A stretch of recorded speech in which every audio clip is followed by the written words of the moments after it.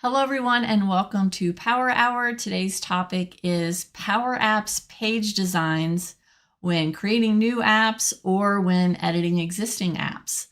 So let's get started.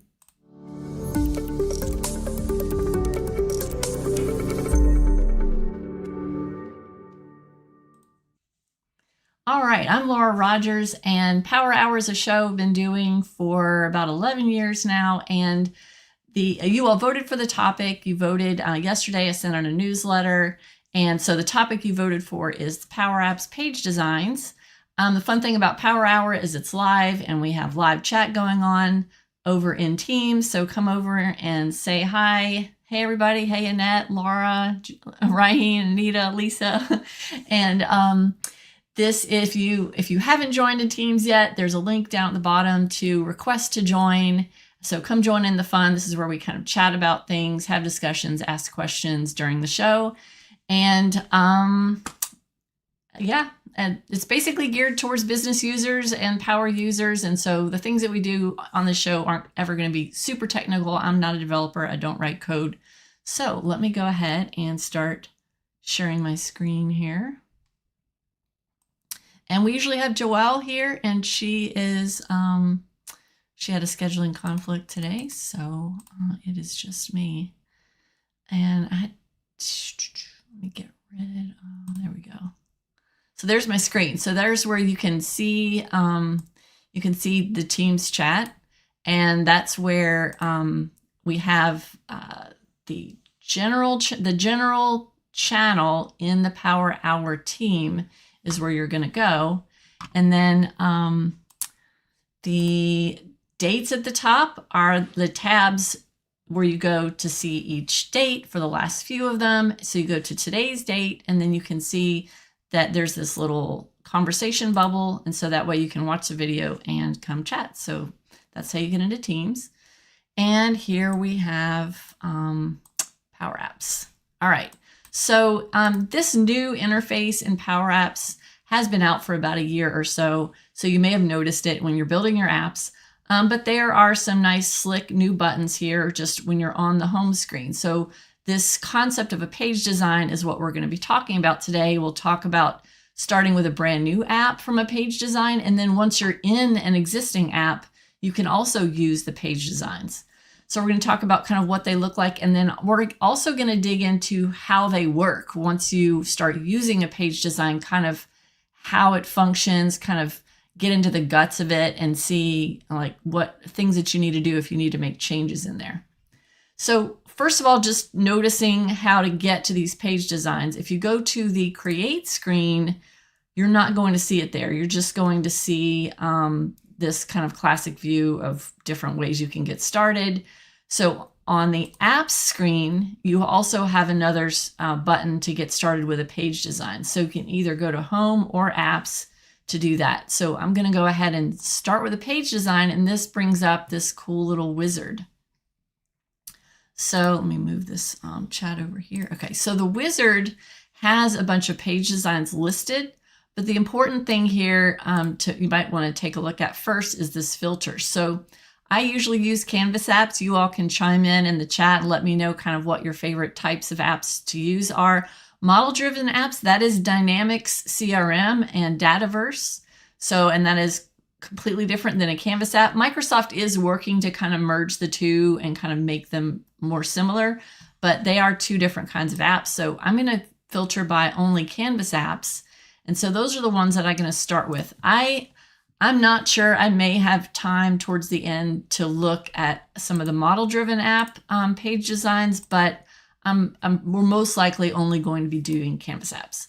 So this first one says gallery connected to a table, and that has the little Dataverse icon. So that's going to have Dataverse that you'd be using. But I'm going, instead of using Dataverse, and these two are identical, we're going to use SharePoint as our data. So I'm just going to choose gallery connected to external data, and we'll do that first. So when you go through this wizard, you can pick where you want your data to come from. And typically SharePoint is what I use. That's the thing that I most commonly use.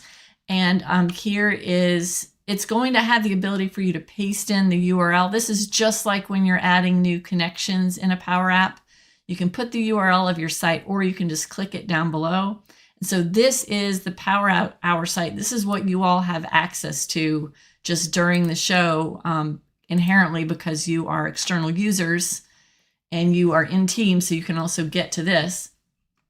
So I'm just going to use, let's see, I'll just use the recruitment tracker. So that's got a few things in it. So this is something that we did, of course, in another demo, but I'll go ahead and look at use the recruitment tracker as the list in my app when it asks me for which list I need.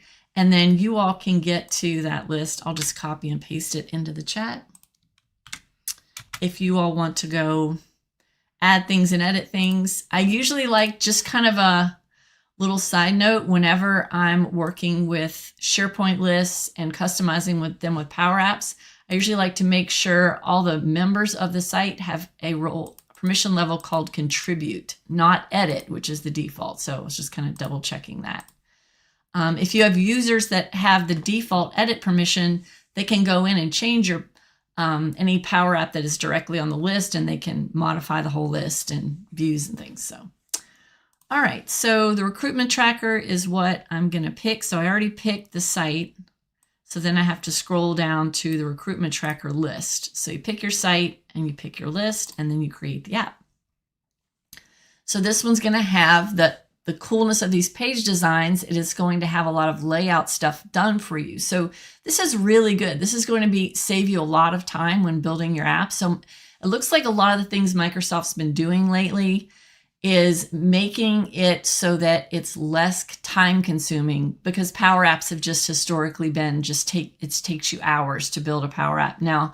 And they make it fairly simple to do a few basic things, but as soon as you start getting into building larger apps or doing logic, it's just very time consuming. So this is actually very helpful, because look at what it's already built for me, and it saved me all the time of adding all those little buttons and adding all those little controls, and it's all just there. So this is just a quick way to have an app. It's got everything right now, and it just works. Now, I know that there was a way that you could start from data before, and it would kind of build an app kind of like this too. But let's talk about kind of what the improvement is here, and what the power of this page design is, and kind of what makes these page designs better than just taking a few controls and inserting them on the screen and moving on. So what we have here, and what you'll find in a lot of these, is these sections. They look like little sections. They're groupings, and they're containers. So you have containers, and then you have containers inside of containers. So, and we'll dig into that in a little bit after we try out all these page designs. But that's what is going to make this so powerful. So watch this. When I preview my app, this is what it looks like when I'm previewing it. But notice that when you are previewing it like on a phone, let's see, it's responsive. So it's going to have a lot of stuff already making it responsive here in no matter what kind of layout that you have. So things are going to be arranged on the screen in a nice, easy way, so that when depending on what device you have or the size of your screen, it's already a responsive app. So let me go back to the little phone app. So here's my phone app. So I'll be able to click New. And this looks like it's kind of buggy, because it's still showing the name of the person that I had selected in an existing item, and it's showing at the top of the screen when I'm creating a new item. So that's a little odd. But I'll just fill out this new item form, and you can see that it's got everything kind of nice and narrow for being on a phone. And then when I add it, then it takes me back to the gallery where it has all the existing ones. And when I click on one, it takes me to that form. So everything that this app does, it is tailored to the way the size that the screen is. So notice when I go to a bigger screen, it's got the gallery down the left and the form on the right. So if you just created an app from scratch and it didn't have all these lovely containers in it that were arranged in a certain way, your app, when you preview it on the phone, would just look exactly like it does on the screen as you're building it. So that's what the responsiveness does. It gives you these sections that arrange themselves and look at what the size of the screen is and arrange themselves accordingly. So that's why it looks so different. All right, so that's how you can preview your apps and what they're going to look like on different devices when you're previewing it. Okay, so that's going to be the magic of page designs and one of the big reasons you'd want to use page design. So it saves you time in building your layout, and it makes it all built in, being responsive already. But now when we start digging into the functionality and you know, especially when you want to start making changes, that's when it really starts getting tricky if you don't really kind of have a handle on how all the containers are working in here and what they're doing. All right, so that is the page design of a recruitment tracker, of just building a SharePoint just based on any SharePoint list and using the recruitment tracker. And that's just a list template that I used when I created that list. Okay, so let's leave this. I'll just kind of save this and call it, let's see, demo June. And page design. So I'll remember what that is. Okay. We're going to go back out and we'll look at a couple of the other ones. Let's see. So we'll start with a page design again, filter it by Canvas app. So really we have these two are the same. The data that they're using is different. So this first one is the one that we did.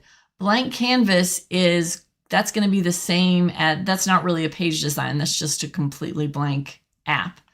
But then an image or Figma file, we actually did a whole separate power hour about that. And that would be where you're importing an existing graphics or Figma file that you've designed. And then these other three, those are also going to use containers. So I'll go ahead and choose header, main section, footer. And so you can create that, you can pick this when you're creating a brand new app, or you can just add them later. So I just kind of wanted to show you what it looks like when you create a brand new app from this page design. It just has nothing in it. It's just giving you a plus to go ahead and decide what you want to add in each of these sections. So it is definitely a lot more work to build one that doesn't already have like the data connected to it.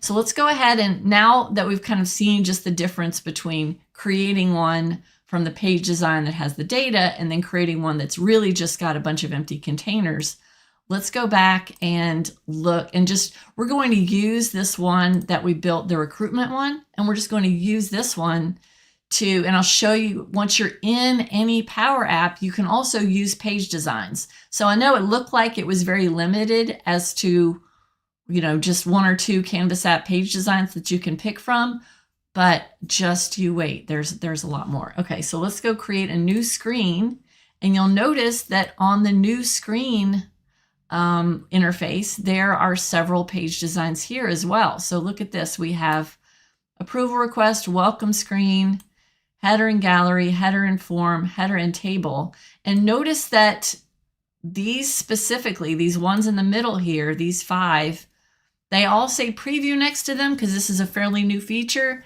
and they all have 2 different screenshots. So it shows you that the fact that it's responsive, that's what it's indicating there. So it's letting you know that this is what it's going to look like on a desktop, and then this one on the side is what it's going to look like on your phone. So this is your indicator letting you know that these are the ones that actually have built-in responsive designs. And these do also. So notice that the ones that have those containers that don't have anything in them, that's what those are going to look like when they're responsive. So I like this welcome screen concept.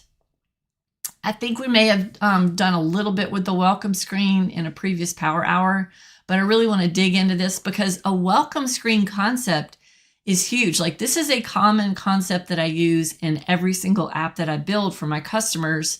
I like to have a welcome screen so that somebody, they're welcome, they need to say what form they want to fill out, or they want to go look at existing forms, or they want to go see tasks that are assigned to them, just all the different things you might want to do in that app. And so it's a nice, neat welcome screen, but they can also be very time consuming. So there's, there's all the time that you spend adding all the little shapes and lining them up just right, and then making them, all have hyperlinks to different places in your app. So with this template, this little new responsive screen, it has a welcome screen. I'm totally going to use this in all my new apps from now on, just the built-in welcome screen, because it has it all. So let's look at how to use this welcome screen. It's also letting me know for best practices on customizing this template, visit Modern Templates documentation. So I'm going to add that link just in your, we've got notes over in Teams for you all that are that have joined live. I'm going to add this in the notes. And so there are 3 links in there, by the way. So it's the notes tab here. So this is where we're chatting. And then that's the notes tab. Cool. So here's what you do. So you don't have to have an image for each of your items that you're adding on the welcome screen, but it will make it look lovely and professional if you do that. So the first thing to do for each of these is decide what they're going to say. So notice each of these they're all in little containers here. So you can also delete, like if you don't have 6 things, you'd be able to delete 1 or 2 of the containers. But I'm going to go ahead and start typing in these. I'll just say new recruitment here. And a new thing here is an icon that you can add if you want to. So I have this button. So these don't look like buttons, but they are buttons. So this is just a new feature on all of the modern buttons in Power Apps, is the ability to have an icon that you include. So you can say icon before, icon after, text only, icon only. So I'll just leave it as icon before. And then, so that one's going to be new recruitment. And then I can add a description if I want to. I'm not going to spend a lot of time typing a lot of descriptions on here. We're just going to go straight to the functionality. So new recruitment. And then look how cool, they've just made this so slick, this whole interface in working with Power Apps, so much easier. So it's got like a sample image here, but what you can do is you can click edit to change the image. So I don't have any existing media files. That means I haven't uploaded any images. Like if I had logos or things like that I would need to be part of my app, I haven't uploaded any images into my app yet. So it says none. But look at this. Have you all seen this? Stock images in Power Apps. This makes it so easy to create such pretty apps now. So I'll just say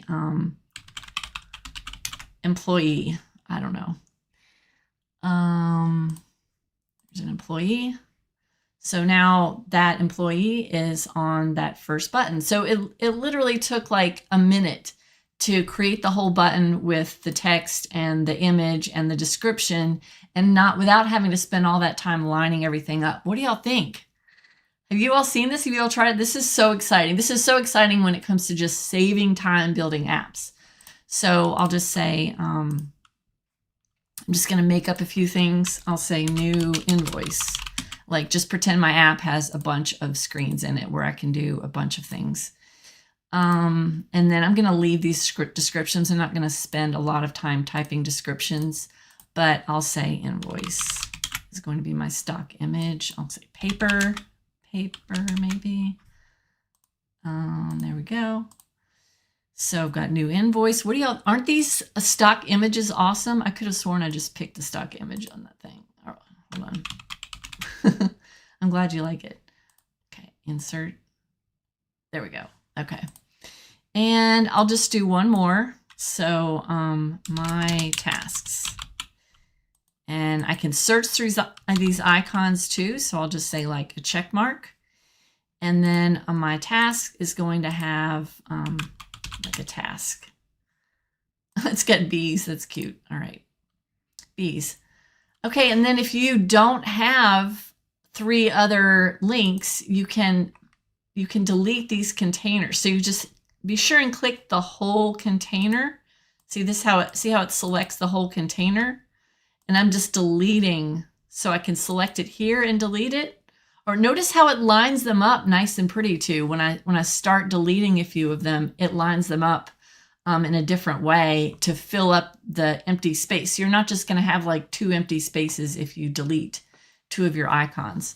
So I'm actually going to leave this 4th one right here. So when we start talking about rearranging and how to work with containers, we'll use this as an example if we wanted to have this thing up at the top maybe, and kind of how you would go about doing that.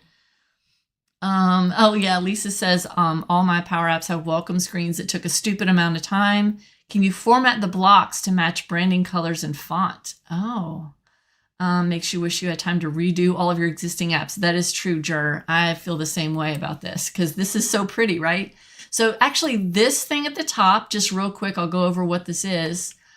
This thing at the top is one of the new modern, I think it's called header. Yeah. And we had a whole separate power hour about the new modern controls. So this is actually the header control. And so the header control is going to let you like put an image on it, or and have the person's picture showing here, and a couple of things that you can toggle on and off. And then, so let's go look at Lisa's question about the colors. So let's go to the color palette. So you have these new modern themes here, and I'll go ahead and pick, I like this one with the steel. Let's see.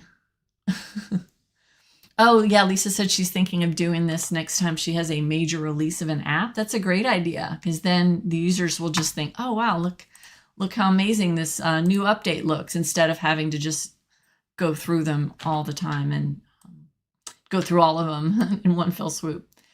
Okay, so let's see. Lisa's asking about the color. So here's the color over here way on the right. Can you see that? So let's see what changing the color. So I've got theme colors here. So I don't want it to be that dark. So yeah, you can pick any color really, Lisa, but I just went ahead and picked one of my theme colors. I went ahead and just picked container. You can just pick one container at a time and pick, because I don't want the whole thing. I don't want this whole big main container to be one big solid color. I really just want the individual ones to be, to have a color. So yeah, hopefully that answers your question.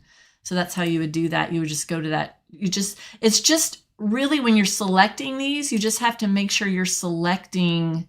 It's a little tricky to select the whole container. Just make sure your cursor, that whole thing is lit up or in purple all the way around. And that way you'll be on the right property, because you don't want to accidentally, like if I select just something inside of the container like this lets me change just the part with the words. So I selected one of the containers inside of it instead of selecting that whole thing. So I'll just do undo here. But yeah. All right, so that's basically the way the welcome screen looks, but then you're going to want these buttons to actually take people somewhere. So you're going to want to make them navigate to other screens. So we don't really have that many good screens to navigate to. The first thing that I want to do, and before we start navigating places, is change this. I'll just change the name of this screen, and I want this to be the default screen when people open up the app. I want the welcome to be the first thing that they see, so I just move that one up.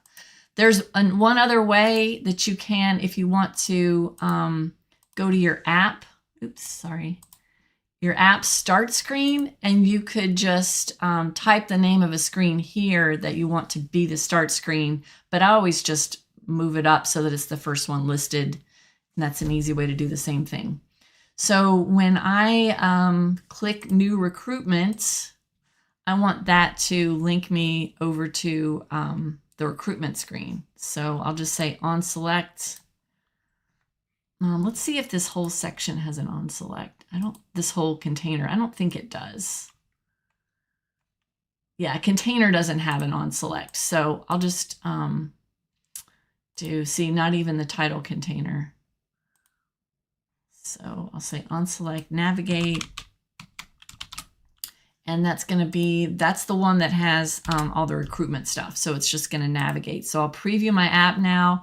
Oh, look how interesting that looks. It's rearranged them when I'm previewing my app. It rearranged them to kind of fill and fit the layout to my screen. So if let me see if I narrow down my screen. Oh yeah, see if I made my screen a little smaller, notice how this bottom one moved to the bottom. So that's that magic of the responsiveness that I was talking about. So now I click new recruitment and now I'm on the other screen. Now I'm also going to want to have a home button that takes me from other screens back to home as well. But before we do that, let's go look at some of the other page designs. So that was the welcome screen page design. And then let's go look at approval requests. So this one's interesting. So the first thing it's doing is saying to select a data source. I'm going to do a different data source. No, I'll just, instead of spending a bunch of time adding more SharePoint lists to this, I'll just use the recruitment tracker and just use the same one that I've already added in here. So I don't want to make it too complicated. Okay, so this is going to be, okay, so do you remember my approval panel concept? We did it on a power hour a couple of years ago. Do y'all remember this? The approval panel, it is built in now. Yay, thanks Microsoft. So I did a power hour showing how you could put a gallery on the right side of a form and make that be the approval, have the approval process listed there. And then I built a whole course around it. So when you go to iwmentor.com and you look at our courses, it's called Power Apps Approval Panel. And it's like a couple of hours long. It's got step-by-step instructions. It's got labs. It's got a whole video explaining every single step of how to build that approval panel app. And so I'm gonna, now that this thing has come out, it might actually be very time saving. So I might figure out a way that we can kind of add this concept in so you don't have to spend so much time messing with all the little, the gallery and all the buttons, and just kind of maybe somehow be able to use what Microsoft's built. But what it does is it really just has a form. So it's got a form for somebody to fill out. So this is like a new recruitment tracker form. So let's see, new recruit.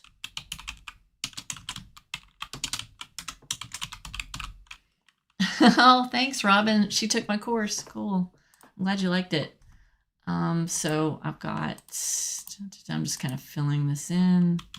Oh, people pickers in the new modern form are still a little buggy.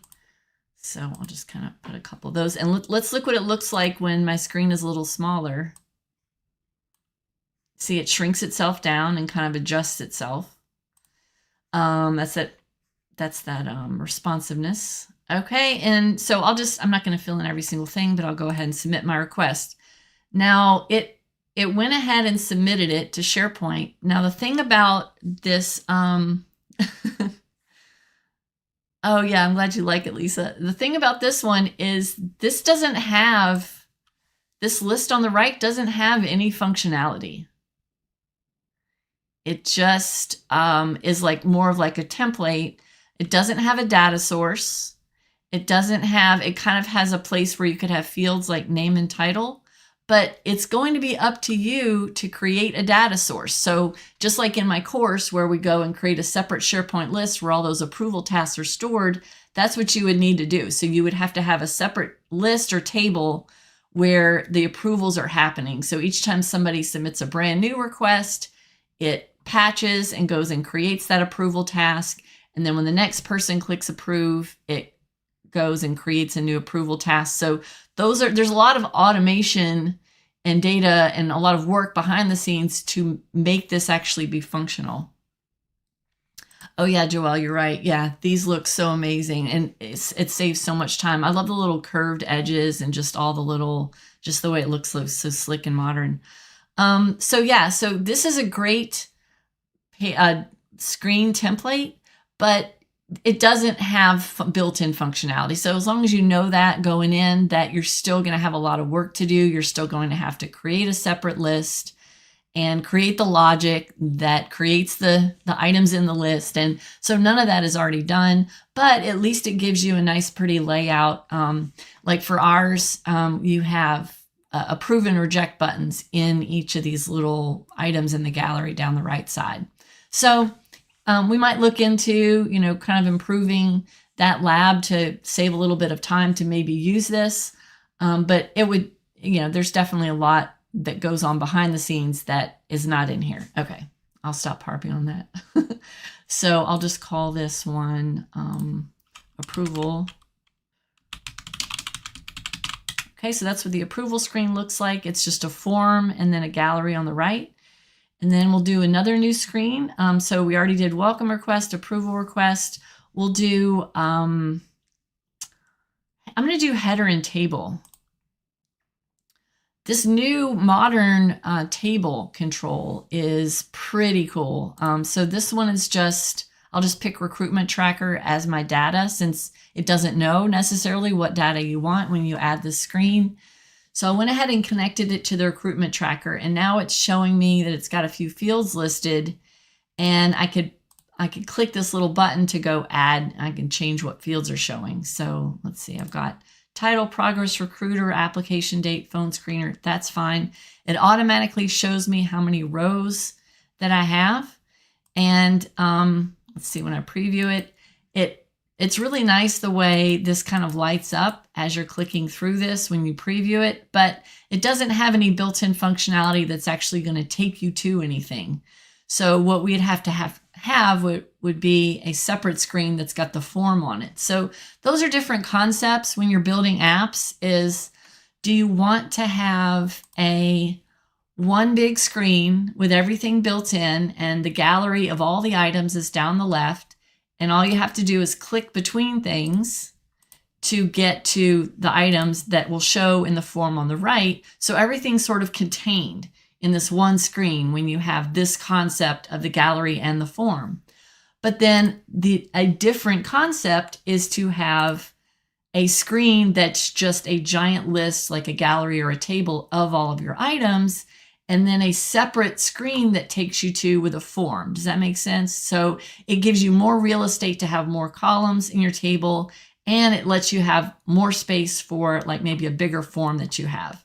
So this kind of course is very simple to create, and it just works, and it just works right out of the box. But, kind of some of the negatives are the amount of real estate that you have. But for smaller, simple forms and lists, that's totally fine. So I created screen 3, which is, I'll call it my table screen.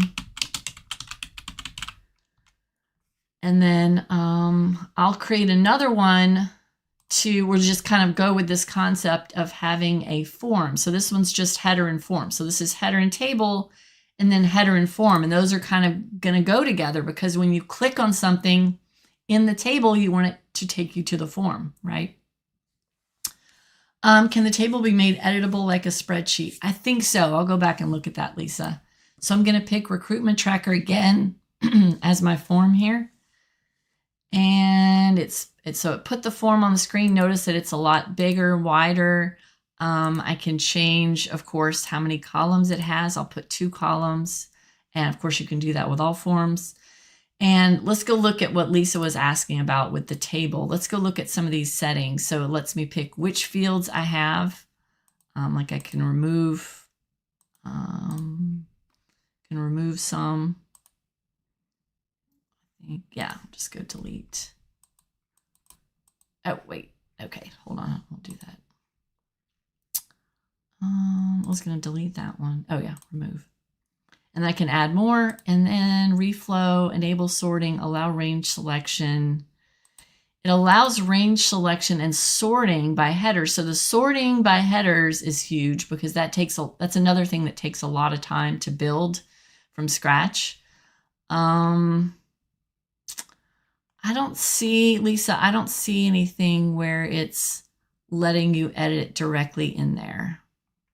But we have in our knowledge base, Lisa, we have an app that Chris built a template that has like this sort of data sheet concept with a gallery if anybody needs to be able to like have a copy of that. Yeah, I don't think it's got no data text, which is also something great that galleries don't have. Like that, there are no items. So if nothing's showing, it will give you verbiage instead of just being a big empty screen.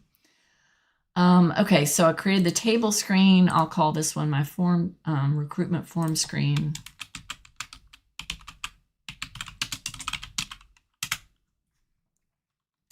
And okay, so this was, again, I'm just using the same SharePoint list for all of this, but this screen has got everything built in. This is a great thing that the sort of some of the classic screen templates didn't have built in, which is like just having this section that has a submit and cancel button and having this functionality where it actually will go ahead and submit your form for you. So it's got a lot of it that just already works in here. So one thing we'll want to do is when we click on something on this table screen, we want it to take us to that item on the form screen. So let's go ahead and try and build in that functionality. So what I want to do is I want to use the on select for the table. So when somebody clicks this, it's going to, I want to navigate to the recruitment form.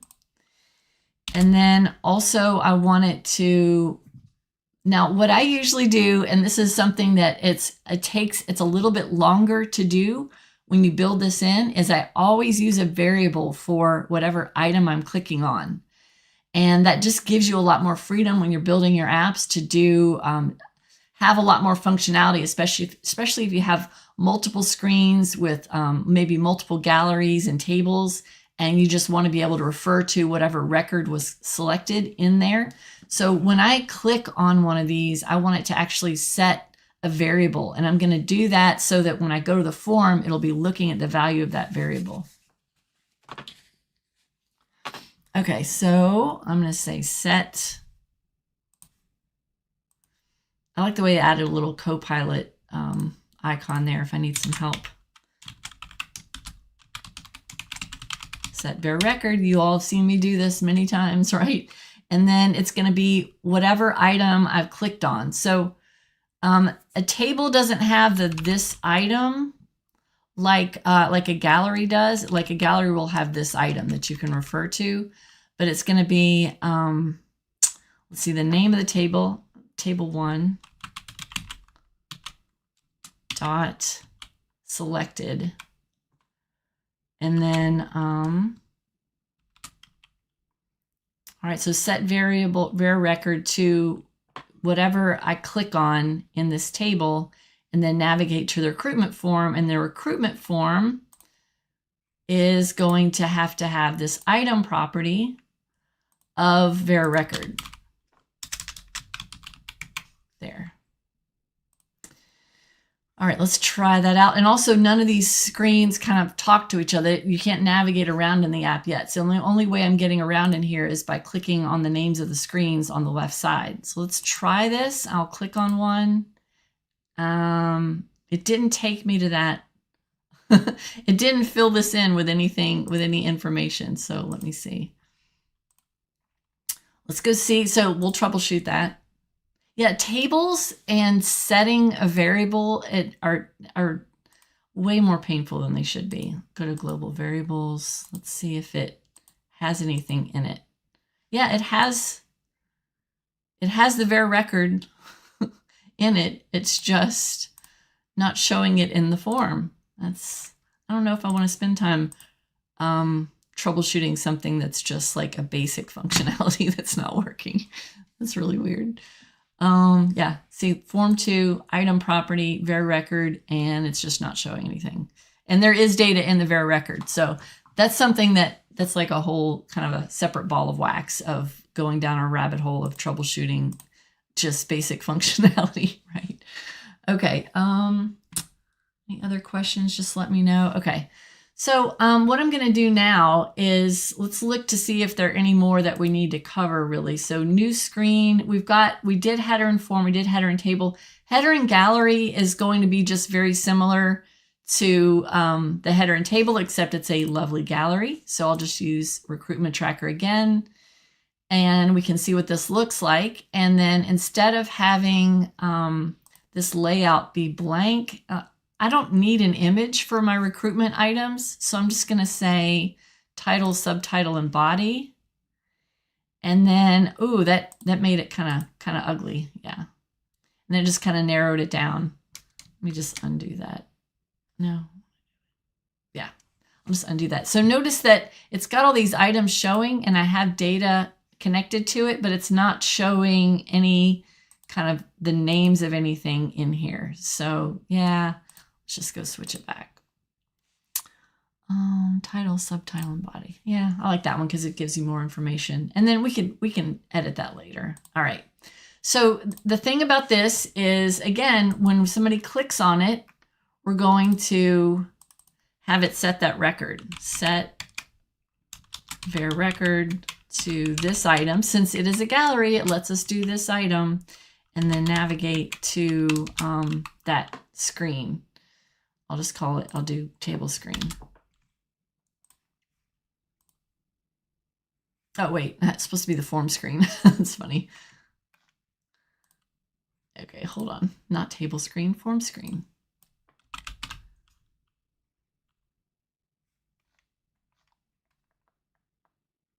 Oh, I didn't give it a name. It's screen 5, sorry.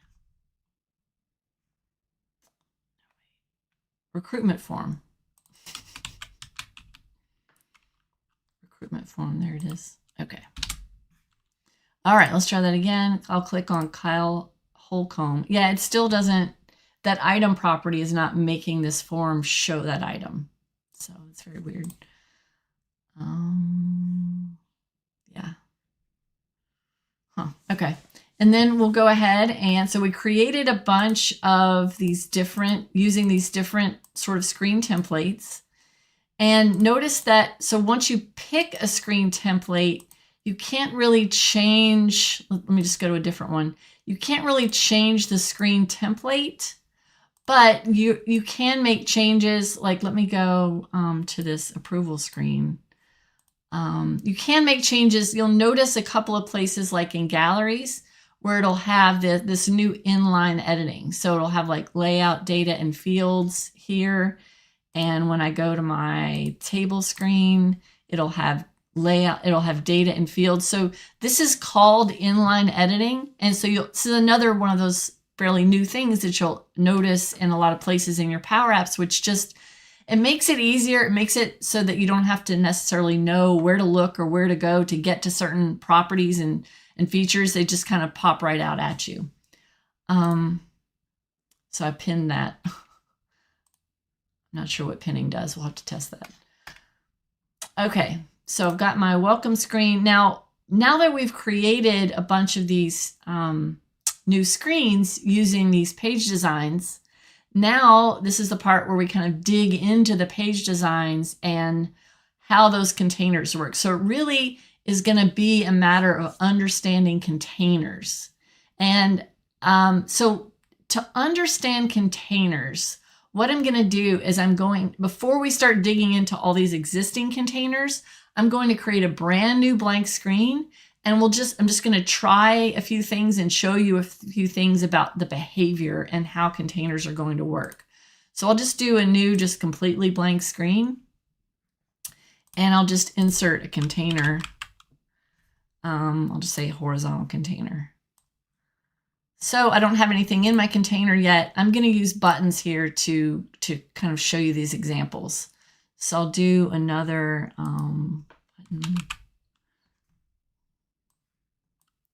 So as I add buttons, so this is going to be a good concept that you think about, like navigation, think about building navigation and having the buttons, you wanting them to line up and wanting them to kind of just be even, as opposed to the old way that we did it, where we just kind of had to throw them all on the app and just kind of manually kind of try and get them to stay near each other.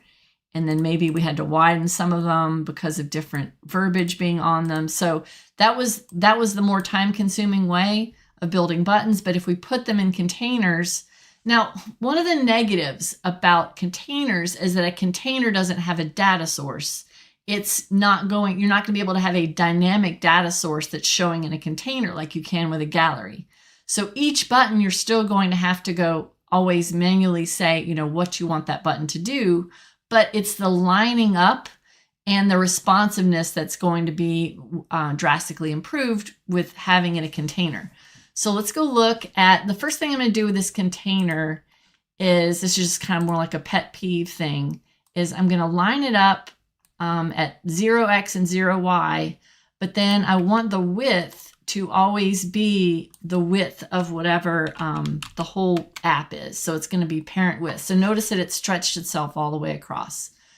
And then here are all these little settings. Now I did write a blog post about how to line up galleries and gallery headers using containers to ensure that all the columns stay lined up.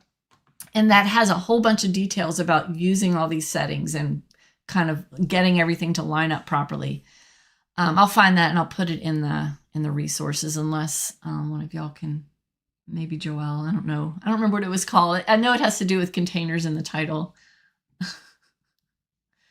Yeah. Lisa said, when you're writing a statement, do you get the help box that obscures the rest of the code? No, I haven't noticed that. Yeah, that would be annoying. Okay, so here we go. Horizontal is the direction.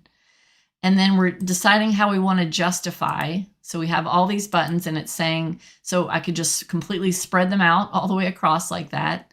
And then that looks a little silly, but I'm going to leave it that way for now. And then we can say how we want them aligned within the container. So that looks a little weird with them kind of filling it up. And then how much of a gap we want to have in between them. So if we line them up all like to the left and to the top, and we say we want like a 10 pixel gap, then see, it spreads them out a little bit. So it looks a little nicer. And then we have horizontal overflow. So if you have more buttons than they can handle, what do you want to happen? Do you want it to just hide them or have add some scrolling? And then same with vertical overflow, and then wrap. You can say if you want it on or off, and that's going to be how it like wraps to the next line. Oh, thanks, Joelle. It was a blog post, and maybe it was a Power Hour and a blog post. So maybe the link to the blog post is in the description of the Power Hour. Yeah. Okay. So you have, these are all the properties of the container, but then you have properties of the things that you put in the container. So this one just says button. Of course, I have this cool new ability to add all these little, I love these little icons that you can put at the beginning of buttons. Okay, so in addition to the settings on the container, click on the objects in the container. So I can say how I want those to align. And this is going to be there, like it being justified or vertically aligned. And that's not necessarily, let me see, hold on. So that button, style and theme. All this stuff with the style and theme is fairly new too. I'm not going to get too much into that, but that's really just kind of how the button looks.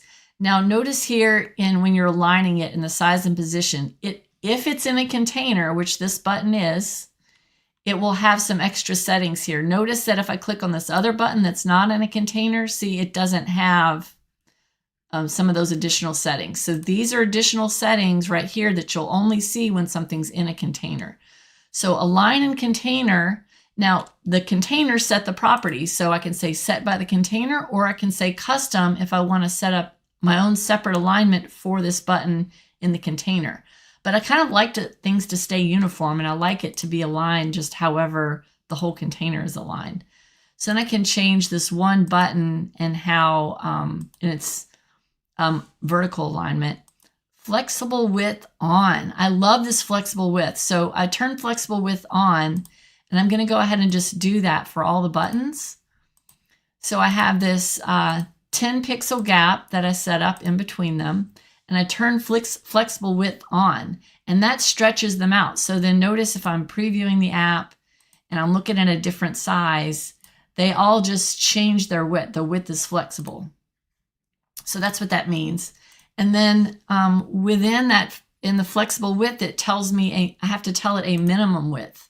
So my minimum width is going to be like really how narrow can it be to where it's not going to mess up the text that's in it. So I probably would just want to say whatever the shortest word, however short that word is, like this one, the word button fits here with a width of 67.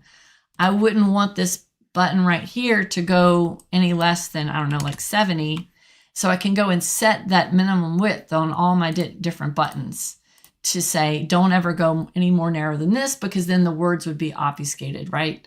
So then you can also say fill portions. So if I want one button to be wider than the other one, it says it's got 5 portions because I've added 5 buttons, and it just automatically knows that. And then I say, well, I want this button to be wider than the other one. So I say this one's going to fill 2 positions. So that's why that one says 2 of 6 now, and it's doubled its size. So this is how I can completely line up things in a container without having to mess with the widths and drag them back and forth and stuff and spend a lot of time. So now that you see just the concepts of what the containers, their settings and what they do and what you can do with them, that's going to help you when you're dealing with these screens that already have a whole bunch of containers in them. So this one's got the screen container, which is the whole screen. Notice that this screen fills up the entire, this container fills up the entire screen. So this width is parent width. The height is the parent height. So it's just always going to fill up the whole screen. So this container is justifying everything to the top, aligning it to the left, and wrap is turned off, and that's for the whole screen. But then we have the header container, which is this one at the top, and that just, all it has in it is that header control. So this one just says it's inside of this other container, but its direction is horizontal, and it's got justify and alignment. And then the header inside of here has its alignment set by the container, flexible width off. So then the main container is the one with all the buttons. So each button has a separate container. So container 1, container 2. And so I deleted a couple of these because we had 6 of these, and I deleted a couple to just kind of show what it would look like. But container 1, this is the new recruitment one, it has 2 containers inside of it. So we have so many layers of containers now. So I'll go to image container. So that's called image container 1. And then it just has an image inside of it. So if you look at the bottom, you can see this breadcrumb trail of all the containers you've drilled down into like a tree structure. So I have image 1, 2, 3, 4. So it's screen, main container, container 1, image container 1, and then the image is inside of there. So that's a lot of settings. So, but it's a lot of places to look for settings when you want to change this thing around. So like this image has got its alignment set by container, and it's centered, and it has flexible height as off. If I change it to on, it stretches the image all the way up. So as you can see, there are going to be a lot of little kind of switches and toggles in different places you'll be able to set these up, because every single container has different settings on it. Now, what if I want this last one. I wonder if I take this container and if I can move it to be the top one. So this featured, I could have like one featured one that's at the top. I'm going to reorder. I'm going to move it to the start. So now I moved it to the start, but it made the last one wide. So that didn't really help. This is the part of Power Hour. I'm just kind of messing around with stuff and see what happens. So what I want is this whatever the first thing is here, is I want that one to be the one that's filling up the width. So let's see what this one has, what concept I can do there. So horizontal overflow hide, vertical overflow scroll, and I'm not sure if I'm going to figure this out. It's got wrap turned off. Fill portions 1 of 4. Oh, here, what I can do with this one is I can say fill portions 2 of 5. So I'm changing the amount of portions this one fills. But it's not changing the width of it, of this container here. But maybe I need to just preview it. No, it didn't do it. Huh.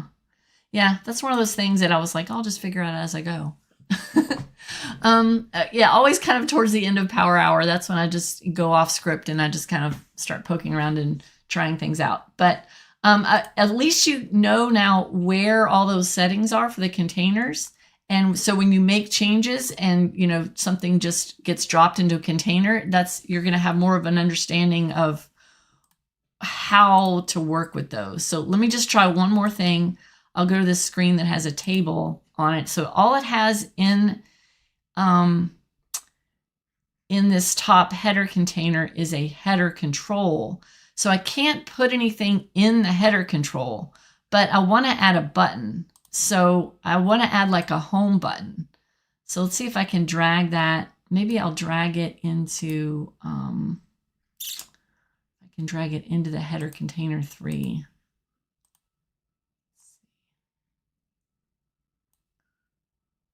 Oh, look, it put it way over here. It put it in there. Let me see. Oh yeah, so there's the button. So maybe I can move that up. Move left. Okay, so it put my button over here. So this is going to give me the concept of having, I'll do a home button. Home, and I'll say just icon only. And then I want this to fill up in the container. Like that. Oh, yeah. See, that looks cool. The icon really isn't big enough, but then the next thing I would do is say navigate to welcome screen. So that's what I can do to add, like, keep within all the containers and all the nice, how everything's laid out nice and neat, and add a button that will take me back to the home screen. And so I could do that on all those screens. But let me show you the difference. If I did this the other day, if you accidentally put a button just kind of not in one of the containers, and then it's going to be, just in case this happens to you, then it's going to be really awkward. So if I say add a button, I didn't put it in a container. I didn't have my cursor in a container. So notice I can just kind of drag this thing around. It's not inside of anything. It's just kind of floating outside of this container that everything else in the screen is on. So you might not want to do that. That's kind of like my tip of the day of something to be aware of and be wary of when you're working with these containers that could accidentally happen. All right, let me go flip back over to the other view here.